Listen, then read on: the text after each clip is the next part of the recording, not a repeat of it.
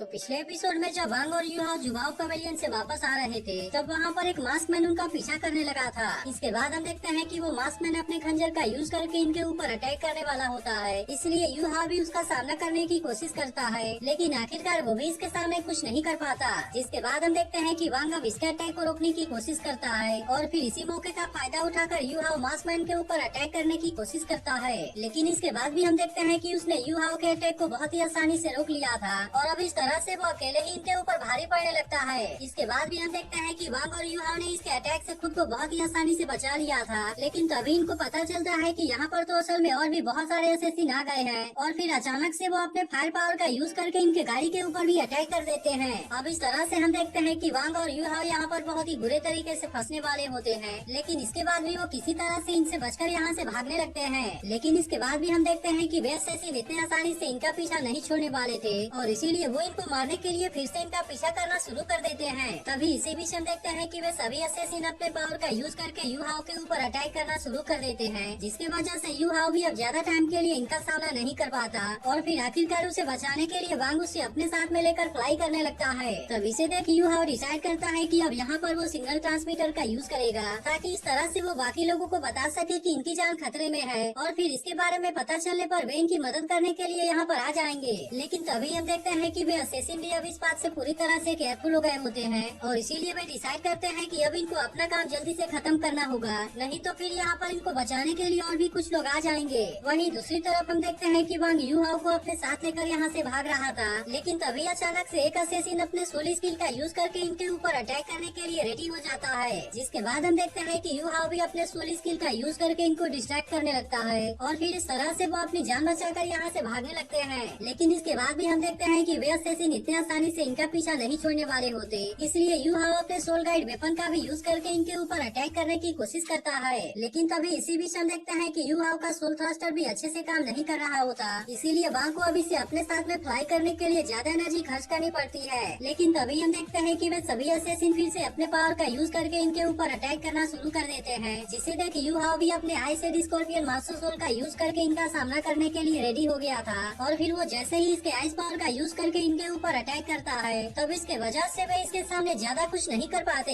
इसके बाद यूहाओ वांग से यहाँ से जल्दी से भागने के लिए कहता है, लेकिन असल में वांग का बहुत ज्यादा सोल पावर कंज्यूम हो गया होता है, जिसके वजह से वो अभी इसके बारे में ज्यादा कुछ नहीं कर पा रहा था। वहीं दूसरी तरफ हम देखते हैं कि वे असैसिन किसी तरह से आइस पावर से बच गए होते हैं और वो फिर से इनका पीछा करना शुरू कर देते हैं। लेकिन अब इसी के साथ में हम देखते हैं कि वांग और यूहाओ भी रेक स्कूल के गेट के पास में आ गए होते हैं, जहाँ पर वे देखते हैं कि बेस सेंसी और अनानी की मदद करने के लिए आ रहे हैं। लेकिन तभी इसी बीच हम देखते हैं कि इसमें से एक असैसिन बिल्कुल इनके नजदीक में आ गया था और फिर वो अपने फ्लेम स्लैश का यूज करके इनके ऊपर अटैक भी करने लगता है। जिसके बाद हम देखते हैं कि वांग और यूहाओ भी अपने मार्शल सोल फ्यूजन स्किल का यूज करने लगते हैं और इस तरह से इसके पावर का यूज करके वे इनके ऊपर अटैक कर देते हैं। अब इसके वजह से हम देखते हैं कि वो असैसिन इनके सामने कुछ भी नहीं कर पाता और फिर कहने लगता है कि यह पावर तो सच में बहुत ज्यादा पावरफुल है। लेकिन अब इसी के साथ हम देखते हैं कि वांग और यूहाओ का बहुत ज्यादा सोल पावर भी कंज्यूम हो गया था, जिसके वजह से अब वो अपने और ज्यादा पावर का यूज नहीं कर पा रहे थे। लेकिन तभी हम देखते हैं कि एक असैसिन अपने ब्लैक एरो का यूज करके इनके ऊपर अटैक कर देता है, जिसे देख वही कहता है कि अब तो इसे रोकने में काफी देरी हो गई। लेकिन तभी हम देखते हैं कि सेंसी ने अपने सील का यूज करके इनको बहुत ही आसानी से बचा लिया था, जिसके वजह से वो असैसिन अब इनका कुछ भी नहीं कर पाता।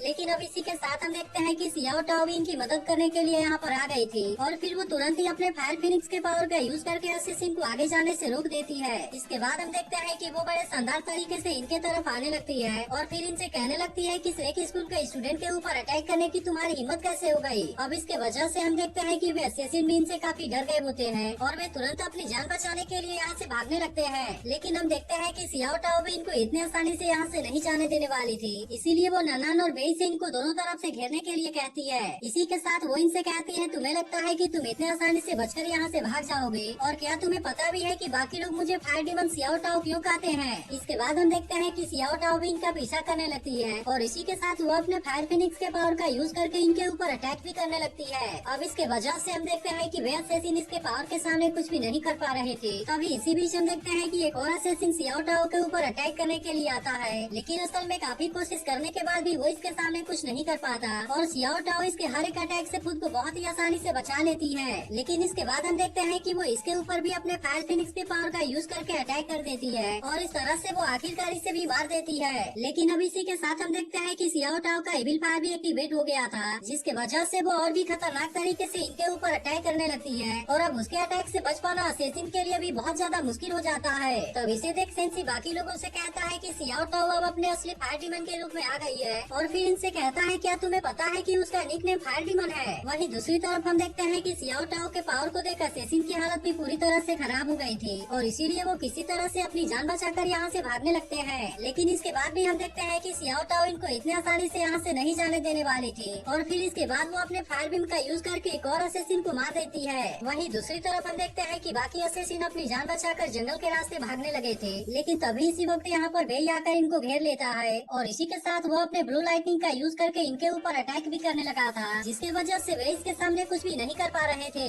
इसके बाद हम देखते हैं कि वो दूसरे असेसिन को भी अपने ब्लू लाइटनिंग का यूज करके घेर लेता है, जिसके वजह से अब उसके पास में भी बे के साथ फाइट करने के अलावा कोई भी रास्ता नहीं बचता और इसीलिए वो अपने डैगर का यूज करके इसके ऊपर अटैक करने की कोशिश करता है। लेकिन हम देखते हैं कि बे ने इसके अटैक को बहुत ही आसानी से रोक लिया था और फिर वो अपने ब्लू लाइटनिंग टायरेंट ड्रैगन का यूज करके इसके ऊपर अटैक कर देता है। अब इसके वजह से हम देखते हैं कि वो असेसिन इसके पावर के सामने कुछ भी नहीं कर पाया होता और इस तरह से बे इसे भी बहुत ही आसानी से मार देता है। वहीं दूसरी तरफ हम देखते हैं कि वांग और यूहाओ इसे देख रहे होते हैं और कहते हैं कि ब्रदर बे के पास में तो 4 सोल्डिंग है। इसके बाद हम देखते हैं कि नाना ने भी इसमें से एक असेसिन को घेर लिया था और वो इसका सामना करने के लिए अपने चारों सोल्डिंग को एक्टिवेट कर लेती है। इसके बाद हम देखते हैं कि वो बड़े शानदार तरीके से असेसिन के ऊपर अटैक करने लगती है, जिसके वजह से हम देखते हैं कि वो असेसिन काफी डर गया था और फिर वो तुरंत अपनी जान बचाकर यहाँ से भागने लगता है। लेकिन तभी इसी बीच हम देखते हैं कि नाना अपने पावर को एक्टिवेट कर लेती है और इसका यूज करके वो तुरंत ही असेसिन के ऊपर अटैक भी कर देती है। अब इस तरह से हम देखते हैं कि नाना ने इस असेसिन को मार दिया था, जिसे देख वांग और यूहाओ तो पूरी तरह से हैरान हो गए होते हैं, जबकि सेंसी का बात तो बाकी लोगों से अलग ही होता है। वहीं दूसरी तरफ हम देखते हैं कि सियाओ टाओ का एक असेसिन के साथ में बहुत ही शानदार तरीके से फाइट होने लगा था, जहाँ पर उस असेसिन ने भी इसके साथ में फाइट करने के लिए अपने सोल्डिंग को एक्टिवेट कर लिया होता है और अब इस तरह से वो अपने ब्लैक फ्लेम का यूज करके सियाओ टाओ के ऊपर अटैक करने लगता है। लेकिन इसके बाद भी हम देखते हैं कि वो सियाओ टाओ का कुछ भी नहीं कर पाता और फिर सियाओ टाओ अपने पावर का यूज करके बहुत ही खतरनाक तरीके से इसके ऊपर अटैक करने लगती है।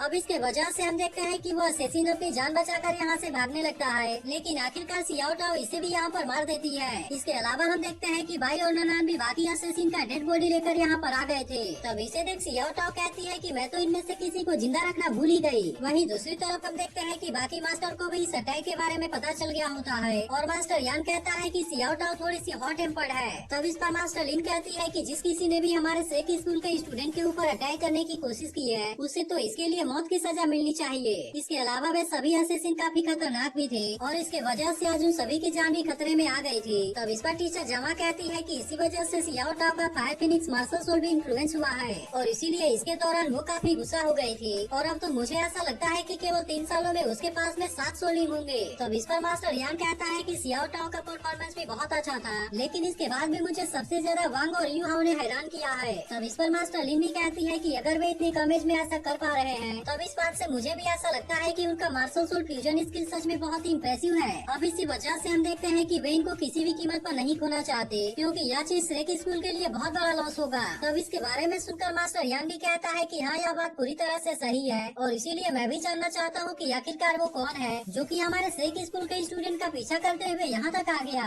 वहीं दूसरी तरफ हम देखते हैं कि सियाओ टाओ को उन असेसिन की आइडेंटिटी के बारे में कुछ भी पता नहीं चलता, इसीलिए वो समझ जाती है कि इनको असल में किसी ने हायर किया है और इसीलिए वो वांग और यूहाओ से पूछती है कि क्या कुछ समय पहले तुम्हारा किसी के साथ में फाइट हुआ था। तब इसके बारे में सुनकर यूहाओ समझ जाता है कि ऐसा असल में हुआ भी ने किया होगा, लेकिन इसके बाद भी हम देखते हैं कि वो इनसे इसके बारे में कुछ भी नहीं कहता। तब इस पर बे इनसे कहता है कि अब इस मैटर को तुम स्कूल के ऊपर छोड़ दो और अब इस तरह से वे सभी यहाँ से आराम करने के लिए चले जाते हैं। इसके बाद अगले दिन हम देखते हैं कि वांग और यूहाओ क्लास के लिए जा रहे होते हैं, जहाँ पर वांग यूहाओ से कहता है कि तुमने उनको हुआ बिन के बारे में क्यों नहीं बताया। तब इस पर यूहाओ कहता है कि वैसे भी तो हमें उन असेसिन की आइडेंटिटी के बारे में कोई भी सबूत नहीं मिला, जिसके वजह से मुझे ऐसा लगता है कि हुआ भी ने इसके बारे में बहुत ही अच्छे से प्लानिंग किया होगा और इसीलिए इसके बारे में पता लगा पाना स्कूल के लिए भी काफी मुश्किल है। लेकिन तभी हम देखते हैं कि यूहाओ अचानक से काफी गुस्सा हो जाता है और फिर कहता है कि मैं फ्यूचर में अपना बदला जरूर लूंगा। इसके बाद अगले सीन में हम देखते हैं कि वे दोनों अपने क्लास की तरफ जा रहे होते हैं, जहाँ पर हम देखते हैं कि सियाओ टाओ काफी समय से यूहाओ के आने का वेट कर रही थी और फिर इसके बाद वो अचानक से इसे अपने साथ लेकर यहाँ से जाने भी लगती है। तब इसके वजह से हम देखते हैं कि वांग भी इस बात से काफी परेशान हो जाता है, लेकिन इसके बाद भी सियाओ टाओ यू हाओ को अपने साथ में लेकर यहाँ से चली जाती है। तभी इसे देख बिंग बिंग टियानमेंग से कहती है कि हम दोनों के पास में तो आइस एट्रीब्यूट है, इसीलिए मुझे ऐसा लगता है कि वो हमारे लिए सही नहीं है। और फिर इसके बाद वो गुस्से में कहती है कि इस लड़की ने हमें परेशान करने का साहस कैसे किया।